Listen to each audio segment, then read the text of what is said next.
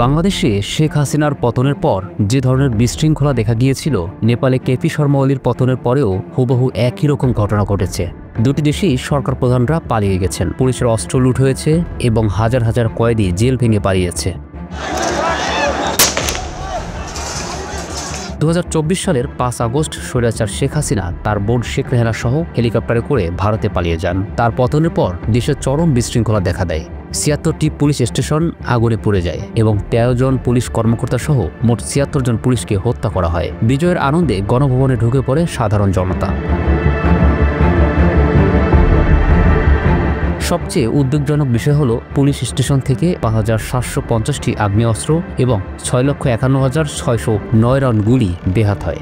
এর মধ্যে এখনও 1419টি অস্ত্র এবং 2,63,153 রাউন্ড গুলি উদ্ধার করা যায়নি। জেল ভেঙে 2241 জন কয়েদি পালিয়ে যায়, যাদের মধ্যে 70 জন জঙ্গিবাদের অপরাধে গ্রেপ্তার হয়েছিল এবং অন্যান্য কয়েদিদের মধ্যে মৃত্যুদণ্ডপ্রাপ্ত আসামিও রয়েছে। 2025 সালের 9 সেপ্টেম্বর নেপালের প্রধানমন্ত্রী কেপি শর্মা ওলি পদত্যাগ করে সেনা ব্যারাকে আশ্রয় নেন। জেনজেড প্রজন্মের নেতৃত্বে দুর্নীতিবিরোধী প্রতিবাদের মুখে তার সরকারের পতন ঘটে। বাংলাদেশের মতোই নেপালের সংসদ ভবন, সুপ্রিম কোর্ট এবং প্রধানমন্ত্রীর বাসভবনে আগুন দেওয়া হয়। তবে রাজনৈতিক বিশ্লেষকগণ বলছেন, নেপালের পরিস্থিতি বাংলাদেশের চেয়েও আরও ভয়াবহ রূপ নিয়েছে। দেশ জুড়ে 25টিরও বেশি জেল থেকে 15,000-এরও বেশি কয়েদি পালিয়ে যায়, যা নেপালের ইতিহাসের সবচেয়ে বড় জেল ভাঙার ঘটনা।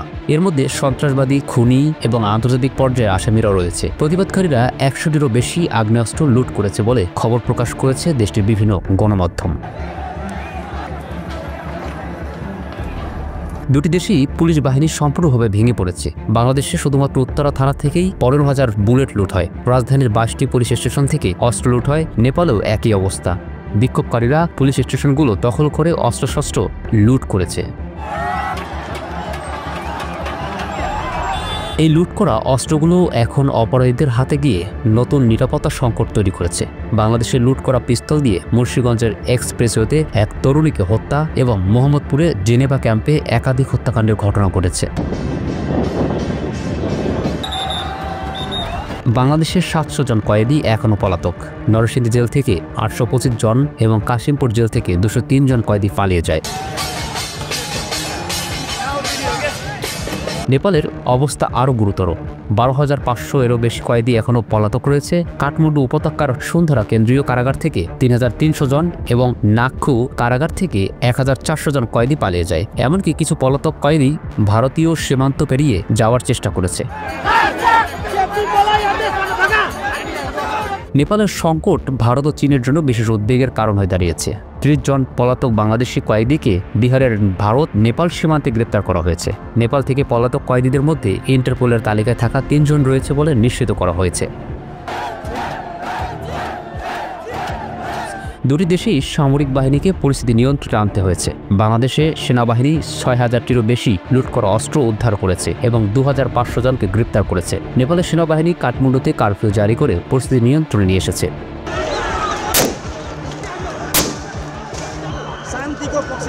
আশ্চর্যজনকভাবে নেপালে একজন পলাতক কয়েদি স্বেচ্ছায় জেলে ফিরে এসেছে, এই ভয়ে যে নতুন সরকার গঠিত হলে তার শাস্তি দ্বিগুণ হতে পারে। চিতওয়ান জেলে 54 জন কয়েদি স্বেচ্ছায় ফিরে এসেছে।